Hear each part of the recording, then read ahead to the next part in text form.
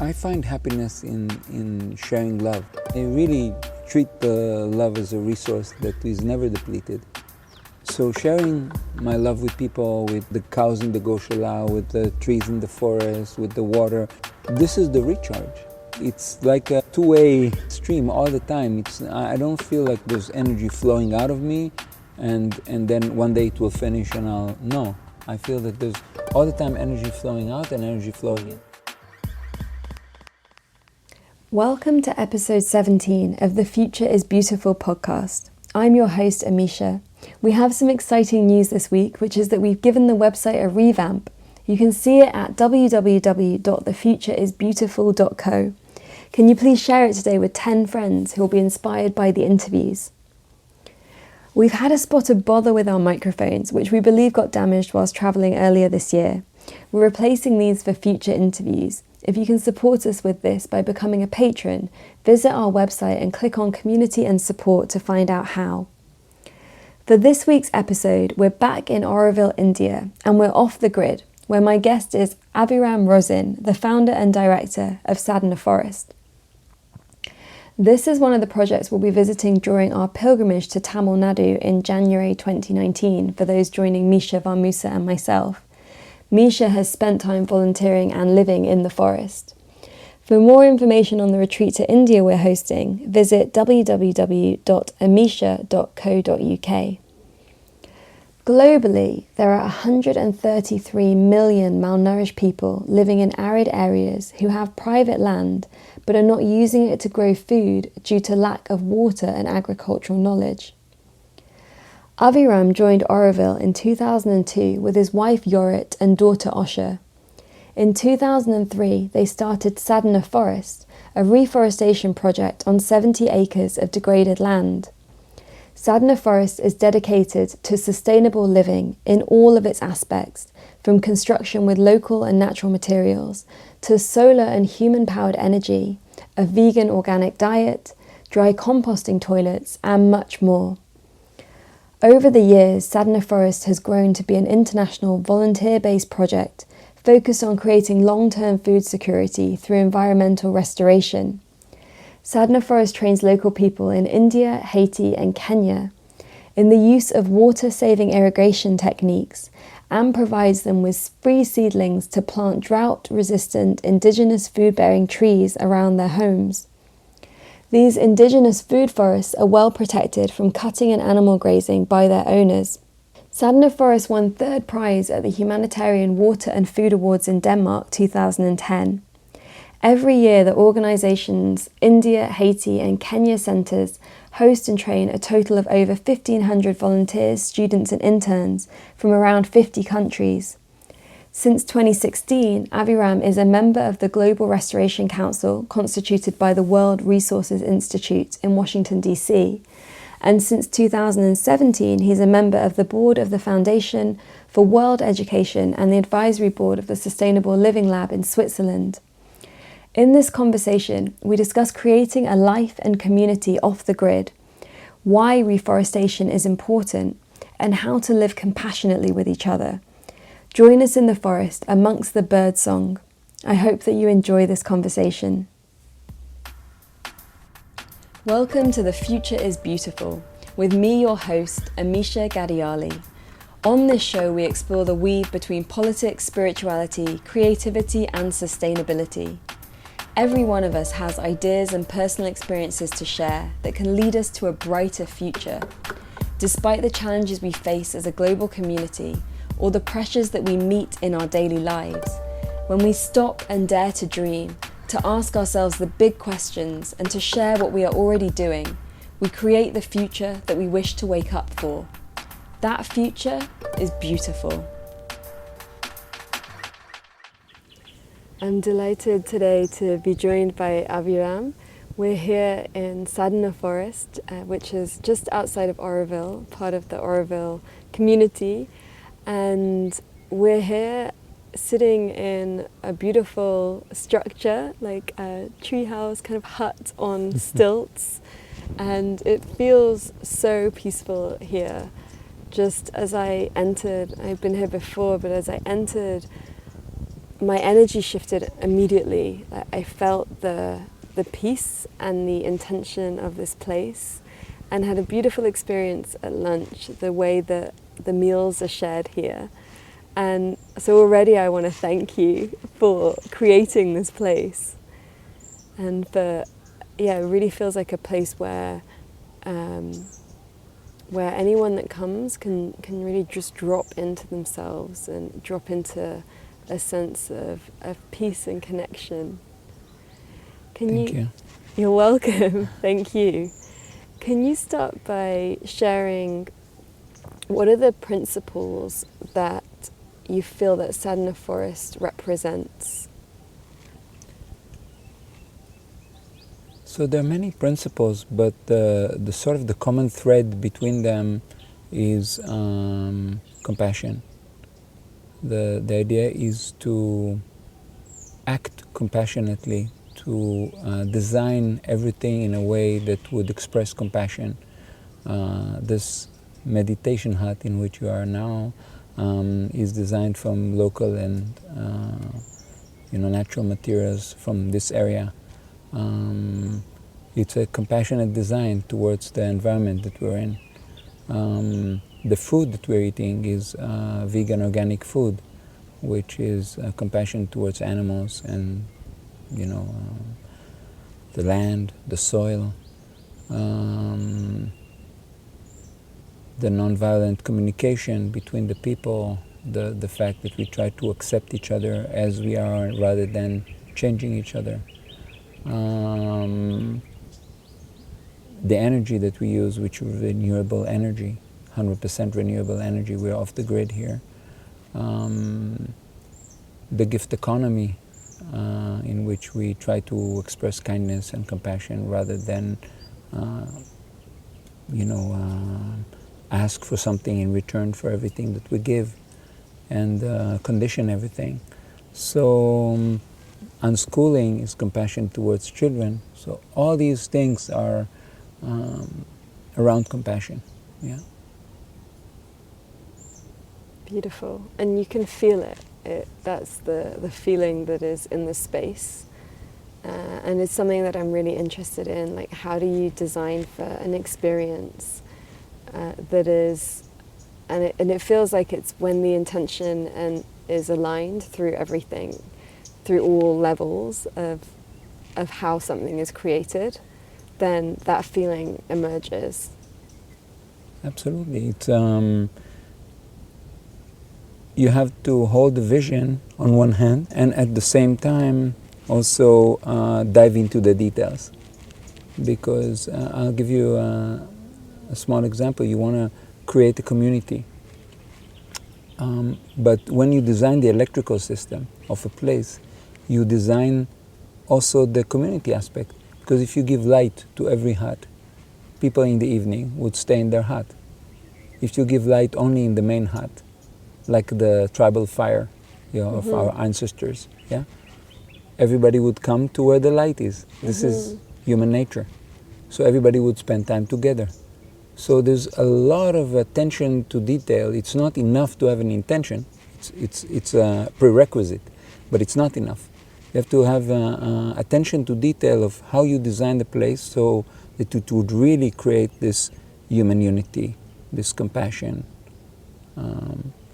So we're trying to be attentive to these things, and many times we miss out, but we learn about it and improve in the next stage. And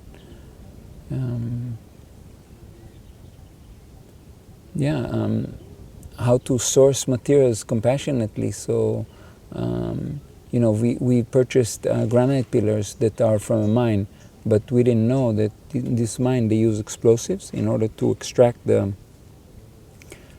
rock from the mountain. And when we found out about it, we found a supplier that can give us stone, can sell us stone that have been harvested by hand, with the chisel, rather than with explosives, who are dangerous for the people using them and not very good for the environment either. And so all this takes years and years. We're here now for 14 years, since December 2003. And it's a conscious and continuous effort to increase the sustainability, to increase the compassionate nature, to iron out the details. And it's an endless effort. It will never end, because that's the intention of human beings, to raise their consciousness more and more and more and more. So, yeah. And we're constantly discovering new things, or things that we thought were sustainable, and we realize, oh no, we had a blind spot to some other impact. Our personalities get in between and lead us to wrong directions, and then we realize, okay, that's me. I need to work on this in order to improve this aspect. Yeah, constant work. So you've been here for 14 years, but you were in Auroville for a year and a half or 2 years a year and a half before, And when you came to Auroville, did you have the vision for Sadhana Forest, or did that appear when you were in Auroville? Not at all. I mean, we had principles like veganism and gift economy and unschooling, things that were very important for us in our lives, but we didn't have a vision of a physical place that would embody all these things. This came later when we explored Auroville and explored different communities, and then saw that what we want doesn't exactly exist. There are different aspects of it that exist, but not the whole thing. So there were two options. One option was to compromise and to say, okay, we'll compromise on a few aspects and satisfy a few aspects. And the other option was to start our own place. So we did that eventually. Yeah. It took a long time to introspect if we want to start something like this, and the intention was just to start a place for 3 people, for my wife and my daughter and I. This was not in the plan at that time, but it all evolved differently. And so how many people are part of Sadhana Forest here? And you have 3 projects. We have 3 projects in India, in Haiti and in Kenya. In India we have a little bit more than 1,000 volunteers in a year staying here, residential volunteers. In Haiti and Kenya we have a few hundreds every year. Yeah. And why Haiti and Kenya? Why did those projects? So we started here in 2003, and then in 2010 there was the earthquake in Haiti, and a friend, Steve Whitman, wrote me an email and said, why don't you start a project in Haiti after the earthquake? They must need it. And I said, okay, where's Haiti? Let's start. So we found Haiti on the map. That was a good start. And eventually, in a series of miracles that, if I tell you, you probably won't believe me, we eventually reached there and started a project. And since then, we've been working there for almost 8 years. In April, it will be 8 years. Yeah. Yeah, I think I have a few friends that have come and volunteered here at Sadhana Forest here in India. And I feel like one of them, she came around about the time you were starting the Haiti project. Okay. And maybe she even went there as well. Yeah. Okay. Yeah. I mean, it was a completely emotional decision. There was nothing realistic about it. But in the end, it worked out. We decided to go to Haiti, but we didn't know where it is. We didn't have any land there. Reforestation is something that needs land. It's not, like opening a clinic that you rent a little room and, it needs resources. And we didn't have money for tickets to go there. No knowledge about Haiti at all. Like, it was against all odds. But somehow it all worked out in such miraculous ways. One of our, I asked the volunteers, somebody knows somebody in Haiti? And nobody knew anyone there. So eventually one of them, David, knew someone who volunteered in Haiti a few years before. So, okay, that's the only thread we have to Haiti. Let's try to follow it up. So he called this lady who volunteered in Haiti, and she said, okay, I'll call an American volunteer who is still there, and I'll ask her. So she calls, the lady from New York calls the lady that is in Haiti and asks her, you know, there's an organization from South India and they want to start a project in Haiti and they're looking for a piece of land to do reforestation. Can you help them in any way? Do you have any knowledge of a piece of land or anything like that? So the lady that is in Haiti said, what's the name of the organization? She said, Sadhana Forest. Sadhana Forest? You're kidding me?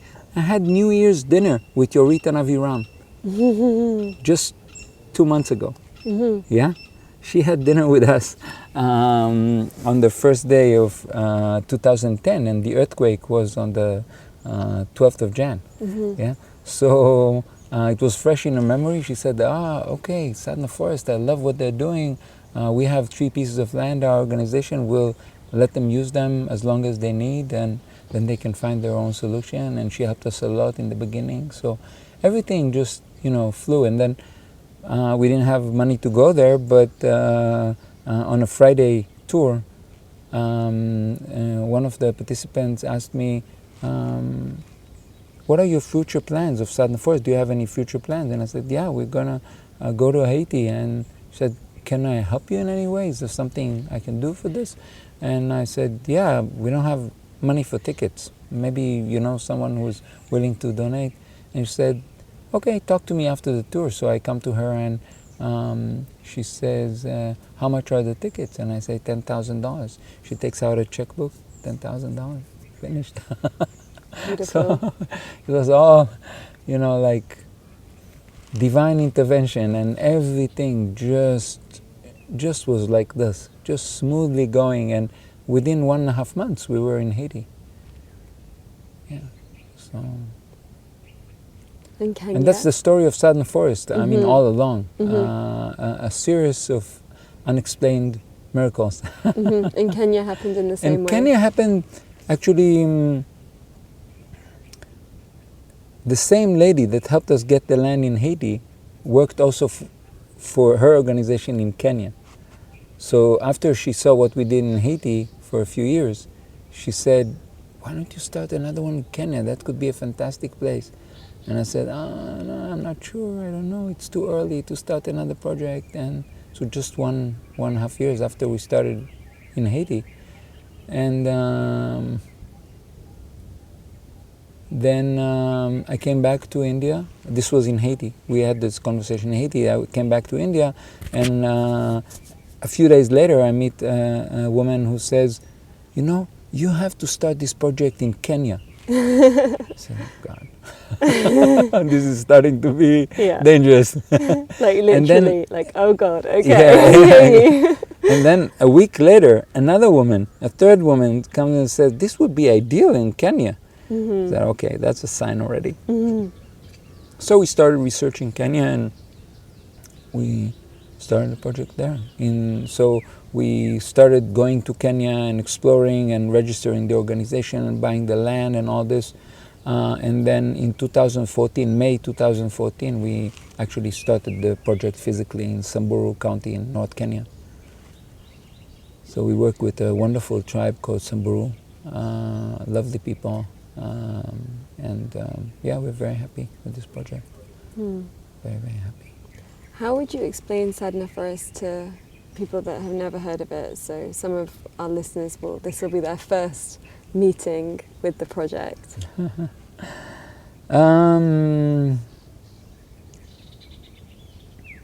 It's a reforestation project. It's sustainable living community. It's a big family.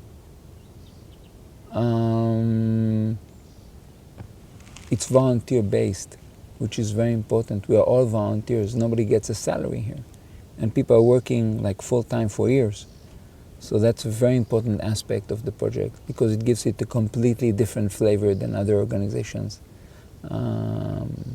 Everybody that is here because of a super deep commitment to the environment and to service, to seva, to selfless service. So this project attracts the permanent team is a very, very special team. Mm-hmm. And that's why we are able also to do things that we're able to do, like be in very remote and difficult areas like Ansapit in Haiti, even like Samburu County in Kenya, because we have a kind of people that are so committed that they don't mind to be away from any infrastructure, from any sort of modern life. They don't mind to rough it and to really work very hard. Yeah. And perhaps so they enjoy to be far away from modern life. Yeah, I think they enjoy it as well, but they also are full of awareness that people that need help and environments that need help are not always located near this kind of life. And if you really want to be of help to these people, you have to also, in some sense, also pay a price, because there is a price to it.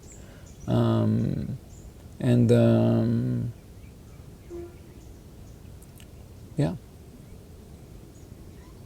If you look at the distribution of NGOs around the world, you would see that the NGOs are very often near the infrastructure.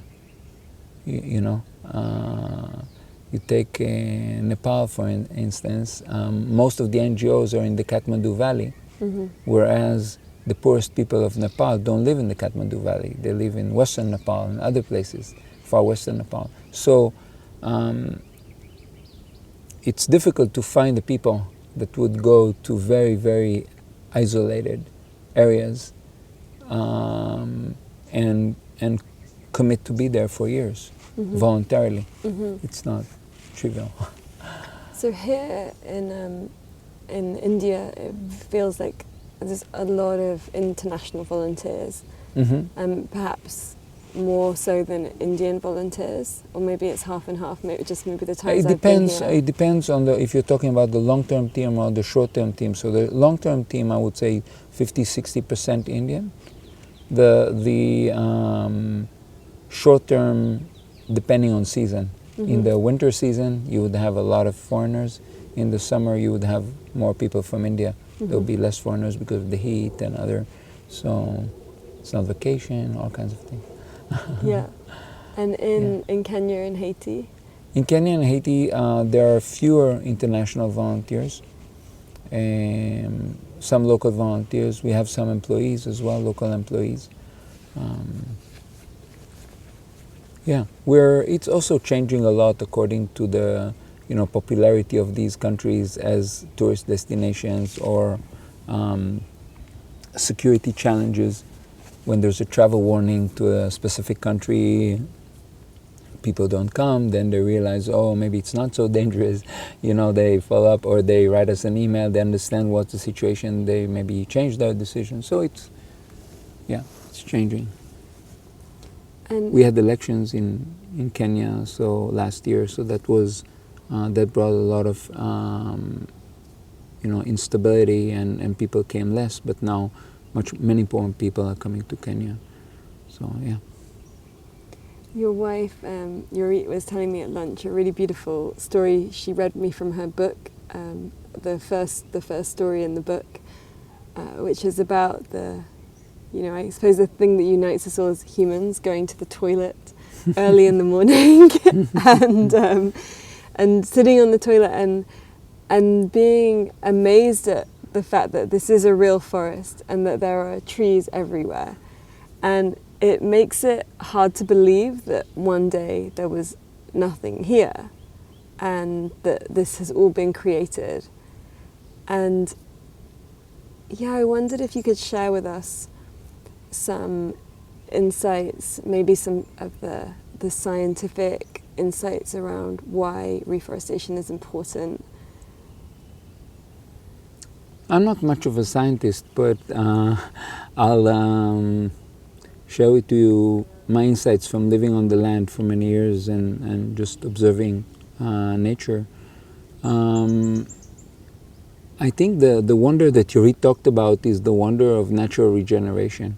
Because for every tree that we planted here, there are at least 3 trees that came on their own. Yeah? This is not just our physical effort. This is something that nature has done very powerfully.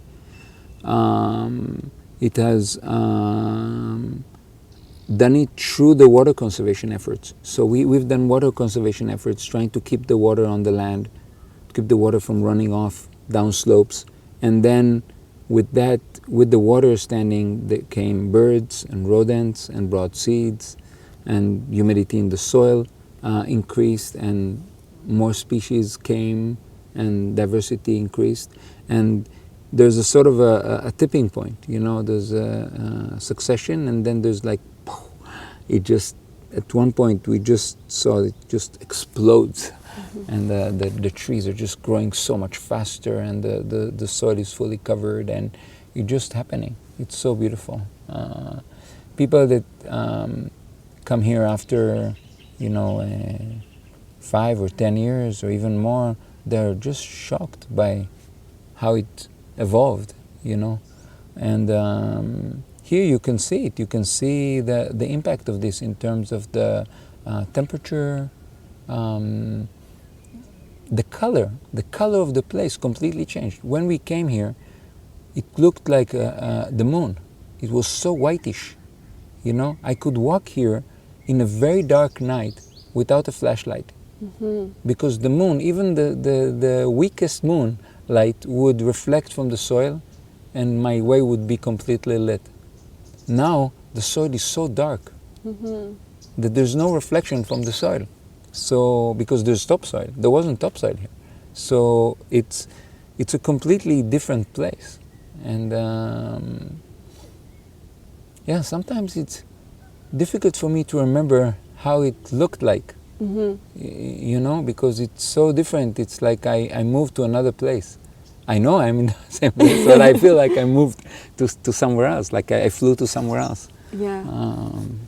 But I suppose if we live in urban areas, I mean, you know, the environment does change. A new big building might appear, but it's slow, and but it's not the same as as coming out of your hut and encountering that the environment looks so much different to how it did 3 months ago, or 6 months ago, or 2 years ago.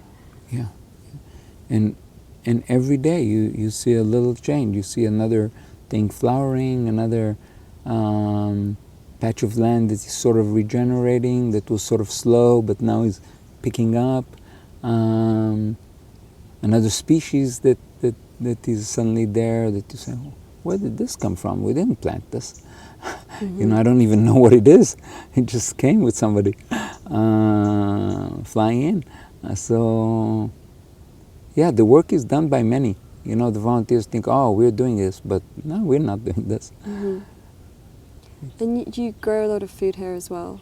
No, we don't grow a lot of food. We food. grow some fruits, but this is not our focus here. Our focus is on indigenous reforestation. Yeah, and we have another focus, which is oxalogenesis. We're interested in a phenomena where trees take carbon from the atmosphere, and they sequester it, they fix it into the soil as calcium carbonate, as limestone, and this is permanent sequestration. So the moment it is in the form of limestone in the soil, even if you cut the tree or you burn the tree, the carbon will not be released back to the atmosphere. So this phenomena was discovered by a professor from the University of Lausanne in Switzerland called Eric Verrecchia, and we're working together with him on the research of finding which species are doing this. And our first sort of research thing was in Haiti. We studied the Mayanat tree and explored whether young manna trees do oxalogenesis, do this process of biomineralization, and found out that they do. And it's a very good food-producing tree, so it was good to know that it's also extremely good for the environment. So we're planting oxalogenic trees also in India and in Kenya. Wow. Yeah, so this is sort of the more scientific engagement. Yeah, I mean, it's interesting. We have listeners from all over the world, and a lot of them are maybe living the kind of office job, urban life, and so might never have really thought about reforestation and why someone would do it.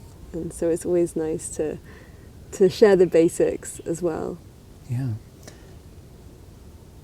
I mean, reforestation is deeply satisfying because it's a very long-lasting transformation. When you grow vegetables, and I love vegetables, but when you grow vegetables, you know, they last for 3 months, for 4 months, 5 months, but then they're gone. And the soil is there, but the vegetables are gone. When you plant a tree, and here we plant some species that last for hundreds of years, you know, so that's amazing. You know that there is a lasting impact. For some people it's very difficult because they want fast results, you know. Many volunteers tell us, but why don't we do tomatoes? Why don't we do carrots? Mm-hmm. Okay, you do carrots somewhere else. We do trees here. Mm-hmm. And this patience to see, you know, slow and beautiful transformations happening, and to know that these transformations will happen on and on, many years after I die.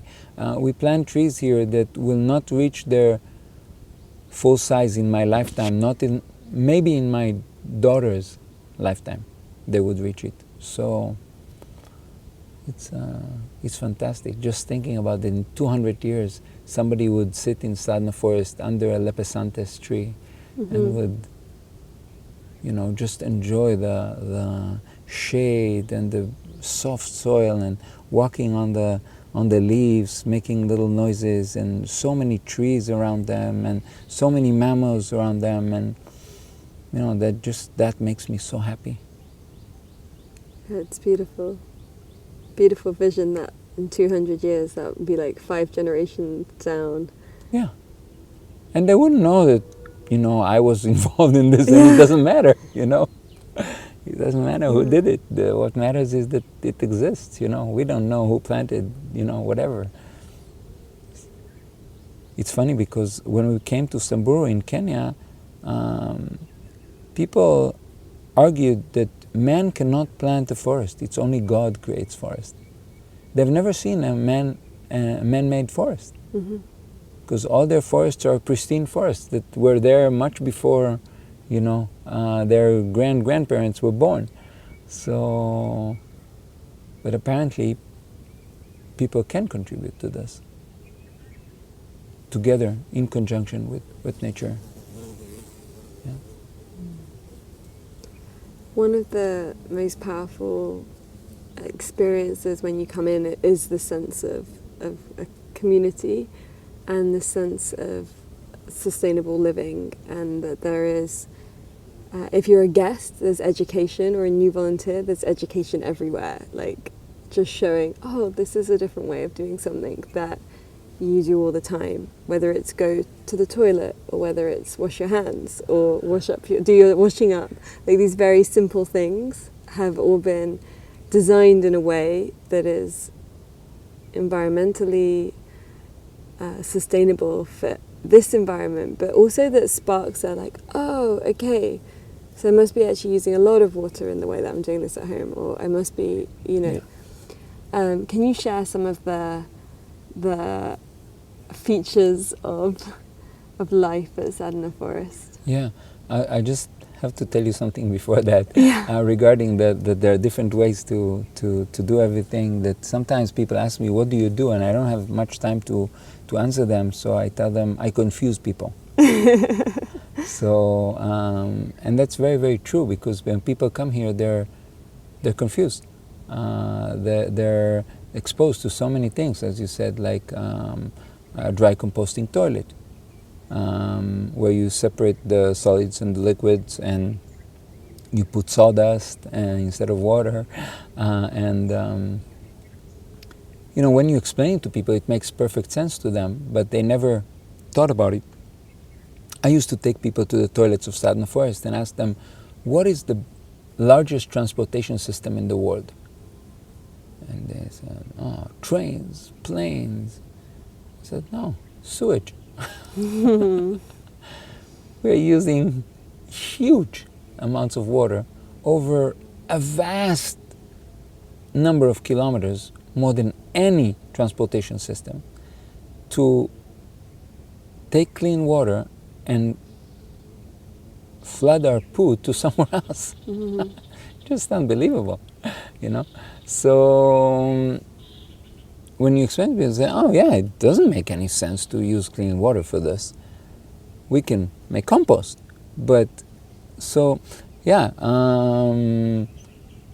the way we get our water here through a hand pump, and you know, and carrying the water with a bucket, which people become aware of how much water they're using.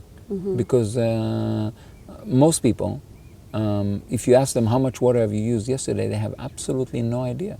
They don't know if it's 50 liters or it's 500 liters or it's 5,000 liters, you know. So just the fact that you carry 2 buckets of, or 1 bucket of 20 liters a day, you know roughly how much you're using. Mm-hmm. So that makes you very aware. The solar energy, the fact that we tell people you can charge your phone and laptop between 12 and 4:30. They ask why. So because then there is sun, and this is a solar system. So we don't want to buy, you know, 100 batteries so we can store all that current through the night and let you plug your laptop in the middle of the night empty, and you know.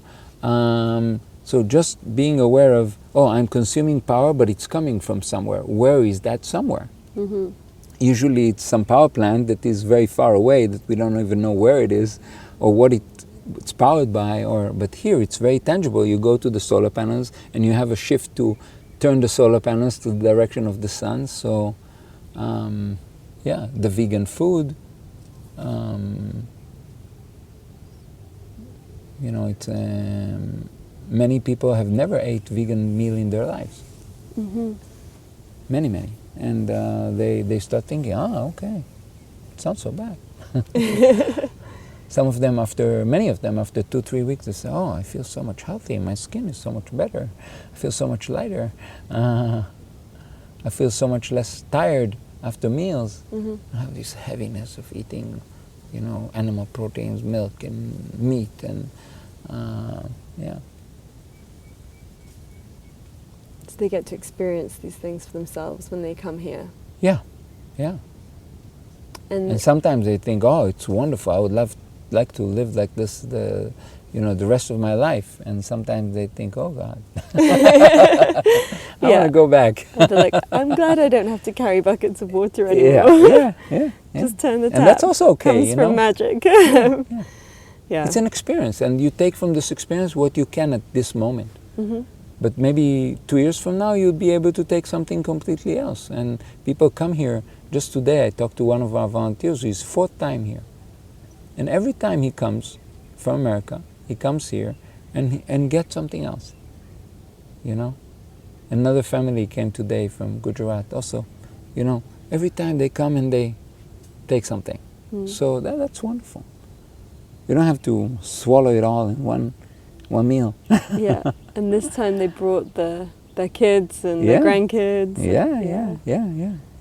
And it will be more and more. I mean, those relatives will bring, you know, their own friends and their own. That's how the sadhana grows. Mm-hmm. You know. What else is important in creating sustainable living in community? So you shared about having the lighting in the main room. Are there specific activities and things that you like to do here that you feel creates that sense of connection and trust? Absolutely.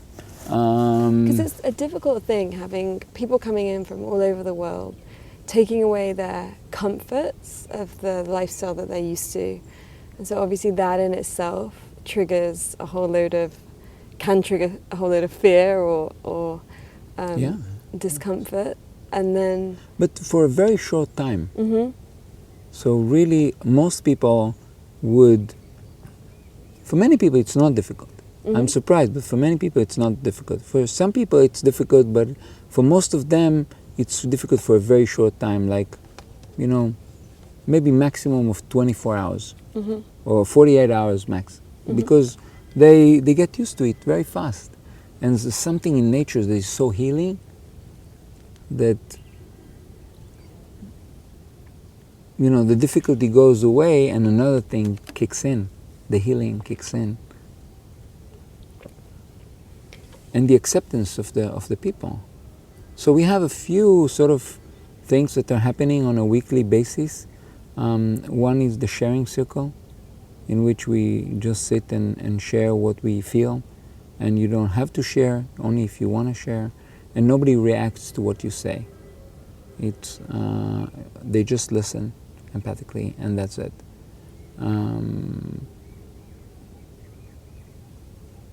In that sharing, people sometimes speak about very personal things. Mm. And maybe it's the first time that they've shared these things, and they feel safe to do so. And every time that happens, I feel so happy. Mm. Because we've given them the chance to talk in a safe place. And nobody judges them for whatever it is that happened or that they did, or really wonderful. Really wonderful. And that's maybe one of the strongest feedbacks that people give about Sadhana Forest. I can be who I am here. Mm-hmm. I don't have to play a role. We have the open stage every Wednesday. We have the non-talent show. People just perform whatever they want. Mm-hmm. And some of those people have never sang or never danced or never cited a poem, and they do it and they get such positive response, a huge applause, and they're so happy. And some people discovered here talents that later became even a professional career for them. Mm-hmm. They didn't know that they could do this, and then they discovered this here and developed it and took it to the next stage somewhere else. Beautiful, so, like through music or poetry, these kind of things. Yeah.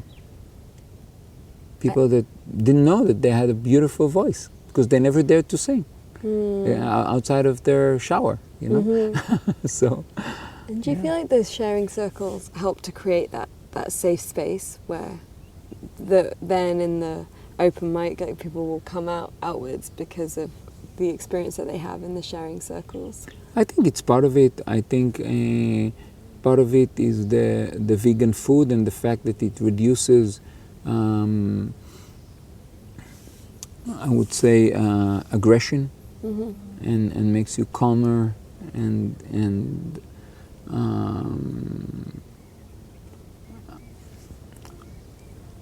I think it's the fact that we're 20 people here, that all our role is to serve the short-term volunteers. Mm-hmm. I mean, and we're not getting paid for it, and we're doing it as well as we could. Maybe it's not perfect, but it's as well as we could. And just to come to a place where people willingly are here to serve you, to give you a safe and enjoyable and supportive and transformative experience is by itself healing, And we don't have experiences like that very often. It might be that we're on a course, or you get served if you're in a hotel or something. Yeah. But to come to serve yourself and then also have people serving creates a really unique dynamic. Yeah, absolutely. Very unique dynamic. And some of our team, it's very natural for them, and they just flow into it. And some, it has been very difficult for them to really activate the spirit of service. Mm-hmm. And you know, it's 1,000 people in a year, so it's a lot of service. A lot of people that fall off their motorbike and need their wounds dressed, and a lot of people that feel sad and they miss their mom, and lots of people that lost their luggage in the airport in Chennai, and lots of people that have all kinds of miracles happening to them that you have to support them with, and you have to, you know, so. And how do you resource yourself in that role? I love it. For me, it's not a challenge. Yeah. I love it. I'm tempted to say that I suffer and I sacrifice because it sounds much better, but it's not true. It definitely doesn't sound better. That's like old a school martyr, now. You know, yeah, like I'm doing all this for you. But we're not into martyrs anymore. That was like before. Yeah. But I really enjoy the interaction with people. I can answer the same question 150 times and I'm not bored of it. And I really enjoy when people have a good time here and they leave and they say, wow, this place healed me, this place transformed me. I'm going out of here feeling inspired to do something great. It's just amazing for me. It's beautiful. Yeah. But do you make sure that you get a certain amount of time by yourself, or a certain amount of time where you're in nature reconnecting, so that keeps you charged up in order to offer, or it doesn't work like that for you? It doesn't work like that for me. I'm constantly depleting and constantly charging. At the same time. Yeah, at the same time. I remember asking some spiritual master once, how can I be in the doing, more in the being, because I'm more in the doing? So he said, being is doing, doing is being. So, you know, for me it's really integral. It's integral yoga. It's about being and doing at the same time. And as I'm with people, I feel recharged, and I very rarely feel tired. I slept I think tonight I slept 3.5 hours, and I feel ready to roll. No challenge. It's interesting. I mean, it's amazing that you share that. And I have just run a project, a community facilitation fellowship program in a co-living space in London. And all of us that were on this project, I mean, we all found it depleting. Maybe it's the nature of that project, 700 people, urban people, busy people, and the environment itself, very bright lighting constantly and CCTV everywhere. These so it's like... Feel like a star. Yeah, for the wrong reasons. But I love CCTV. Do you have secret CCTV cameras here? And we all found it actually depleting to give in that way. And it was interesting for me because in other service areas or in other facilitation areas, I haven't found that. I found that actually the giving and the being there for others really does, of course, I have moments of tiredness, but generally I'm almost charged up by being able to be there and serve.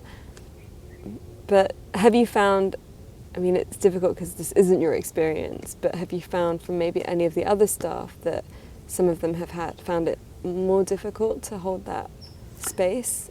Yeah, definitely. I feel that. One of the most challenging thing for our long-term volunteers, for some of them, not for all of them, but for a minority of them, has been to do this service when there are many people here. So when the numbers go over 70, 80 people, for some people it starts being very challenging when the main hut is very full of people every meal and every evening, and they feel, oh, that's too much. And in the past, there was even pressure on me to reduce the numbers. They said, let's reduce the numbers, let's not accept so many people, and then it would be more comfortable for us. And I said, no, this place is not about our comfort. The place is about serving whoever walks in our door. And, you know, if you're not feeling that, you know, you can support this, so we'll try to help you if you want. But if that doesn't work, you're welcome to go somewhere else where it's a smaller community that is more centered on the self. Like there are many yoga retreats and many places where you can go and join a very small community that is very centered in its own well-being, and that's wonderful. Mm-hmm. But it's not Sadhana Forest. Mm-hmm. Sadhana Forest is a big, you know, transformation plant. Mm-hmm. Yeah. And so for this idea of, you know, something that is transformative and is challenging a dominant paradigm, so it's doing something that's different and really focusing on giving back, not just to the people, but, you know, to the environment, then can the doing and being ever be separated? Or there has to be so much doing in those kinds of projects. Like, I'm just thinking not just this one, but other projects that have a similar vision and values. And I've heard a lot recently about how, you know, there's too much doing and people need to be more. How do we do and be in an aligned way? Because I think that there is a thing of doing that's separated from being. And then I'm like, yeah, that there is also another doing that has being integrated into it. Yeah, yeah. And it's a struggle. It's a struggle all the time to integrate it, but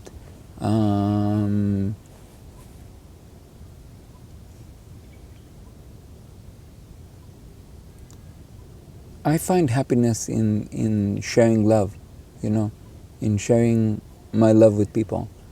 Somebody told me once that love is the only resource that is never depleted. You can love one person, you can love 100 people, you can love 1 billion people, and it won't end. Mm-hmm. It won't deplete. So I really treat the love as a resource like this that is never depleted. And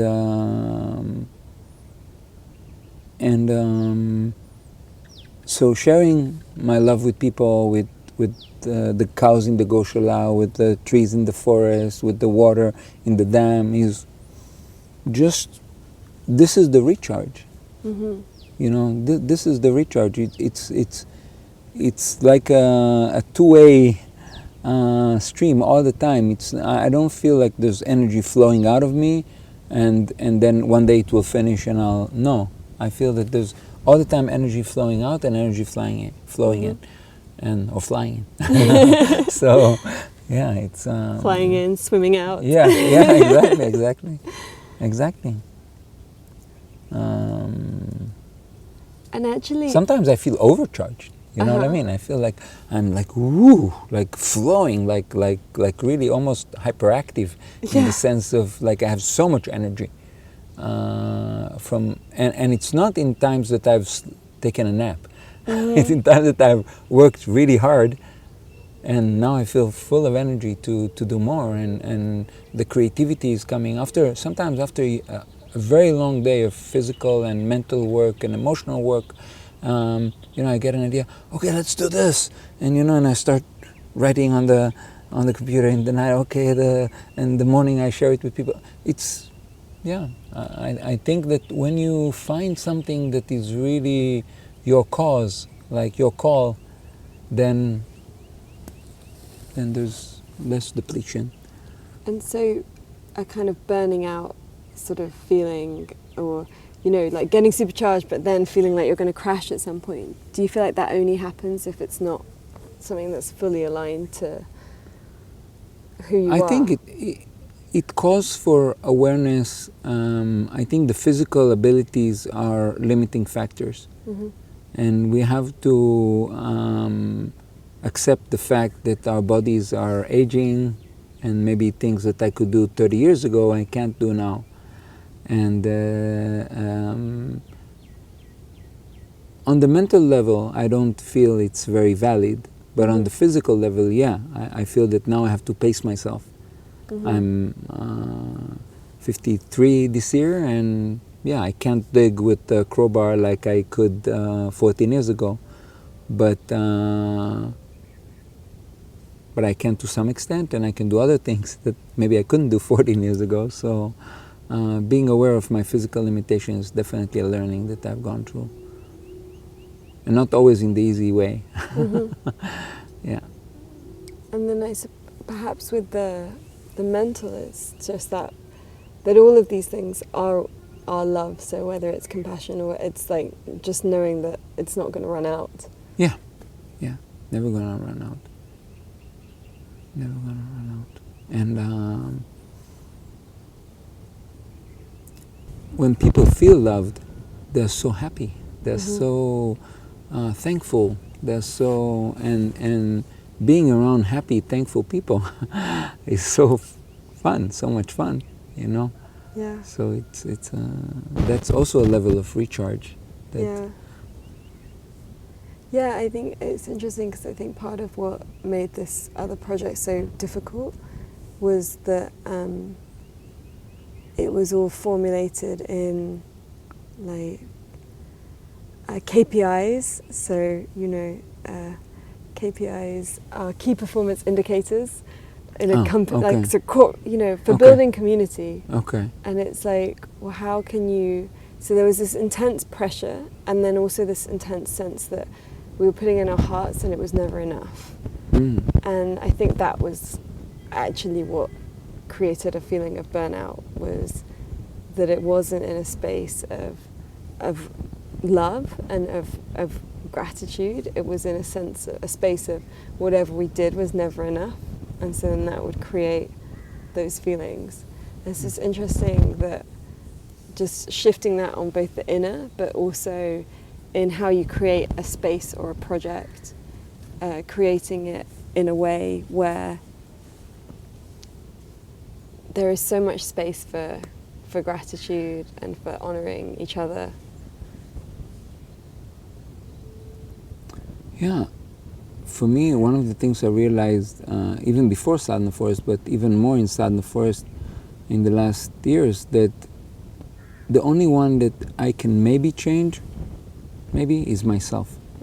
All the rest, I can't change. I can try to create a space where they would want to change or they would change, but I can't change them. So there's no expectation from others. There's really expectations only from myself, and others will, make their own choices, and we try not to push people. Usually it doesn't help, and it's not the right. It's not the right way to combine this being and doing.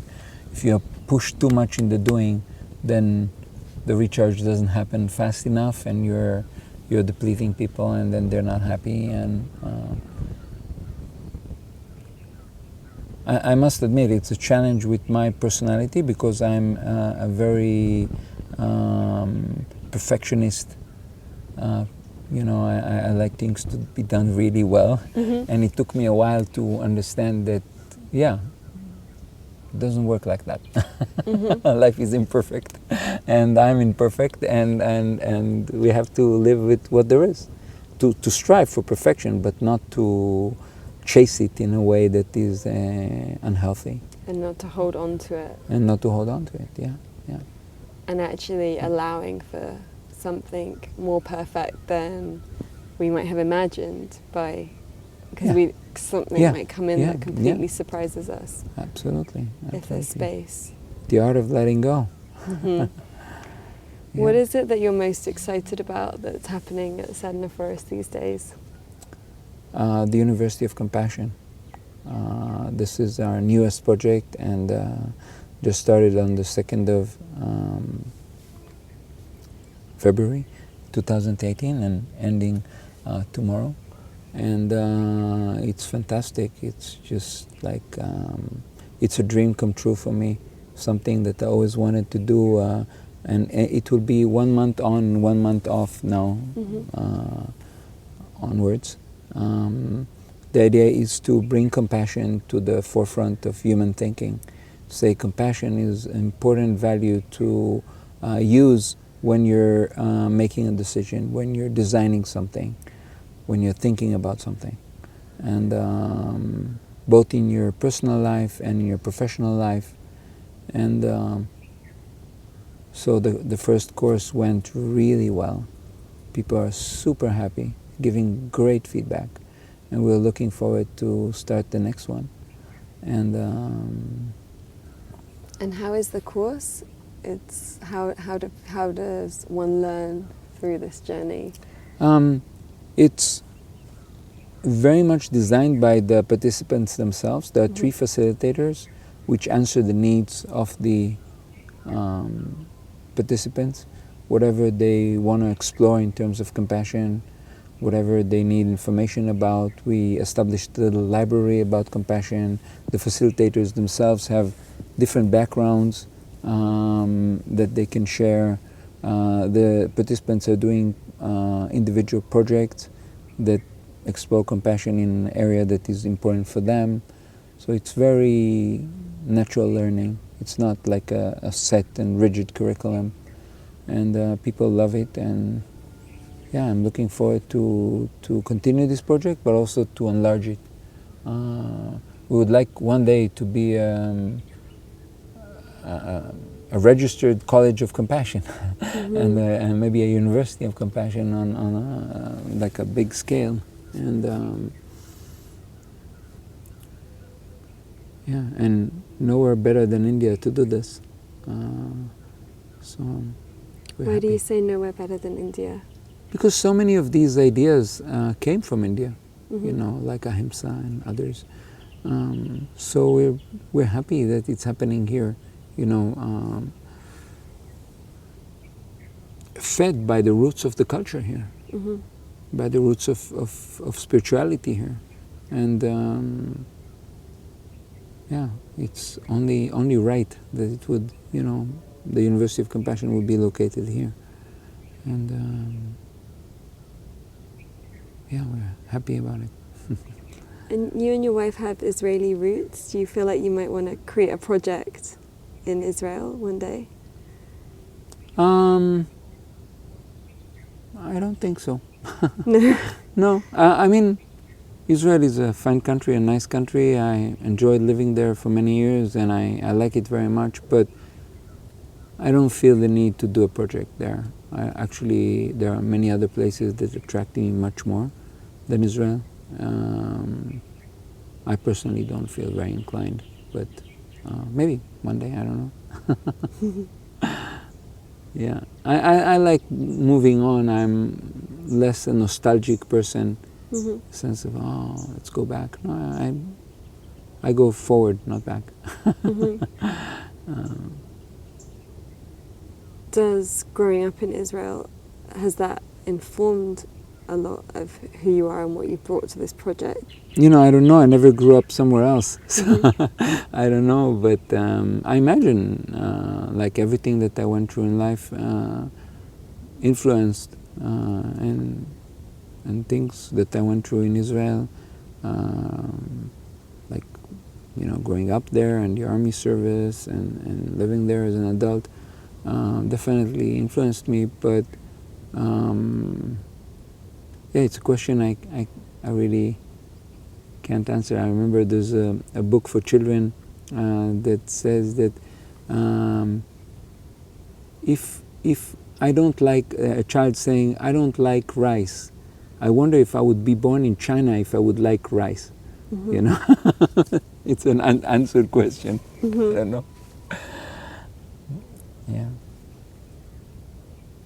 Yeah, I guess I ask because as you're talking about compassion and obviously the politics and the way of life and the Israelis and the Palestinians, it does feel like that's an incredible place to bring a University of Compassion.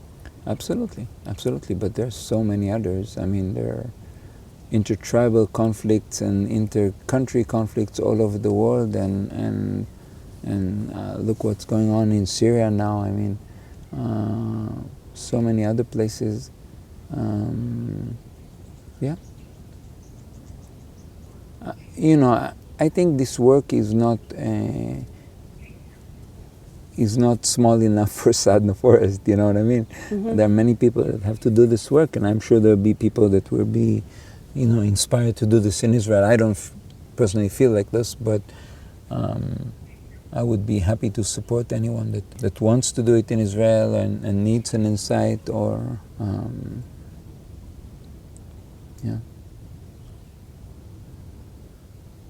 And so if anyone listening wants to come and volunteer, do you have long-term and short-term volunteers? And is it a month minimum? It's a month minimum between the 1st of December and the 1st of April.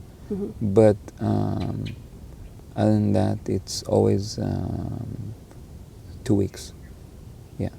And people can, of course, you know, stay with us for as long as they want. It's not, there's no maximum, there's just minimum. And what kind of work do people do whilst they're here?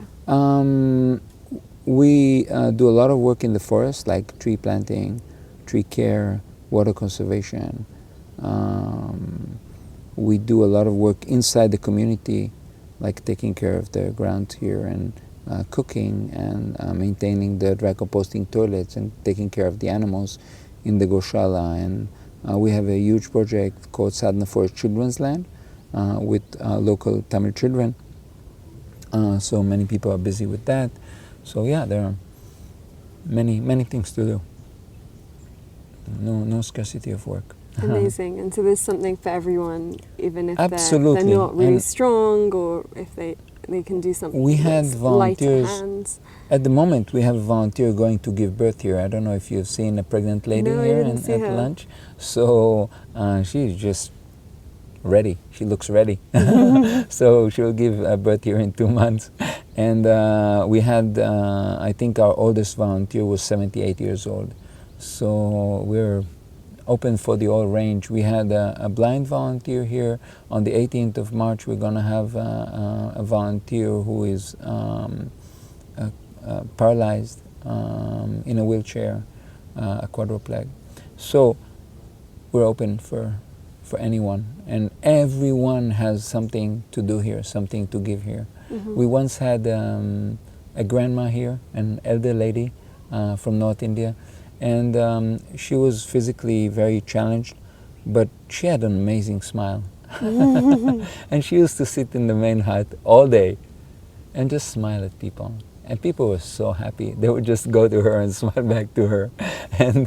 And you know, that was her contribution to the community.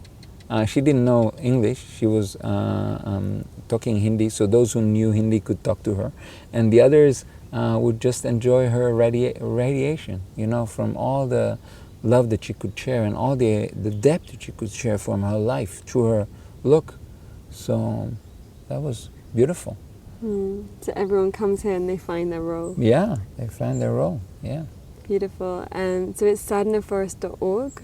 Yeah, SADHANAFOREST.org. Thank you so much for your time. Thank you. Thank you very much. Please come again. And I hope many of your listeners would come too. Thank you. Thank you. Thank you for listening. As always, you can find links to everything we mentioned in this episode, download our book, and discover so much more over on the blog. We don't believe in selling you things you don't need through this podcast, and so it's made possible by you, our community. If you loved this and would like to contribute to our Patreon campaign or join our online group to connect with other listeners, please visit www.thefutureisbeautiful.co and click on community. Please also hit subscribe and leave us a review on iTunes so we can grow. Here is to us, creating a beautiful future together.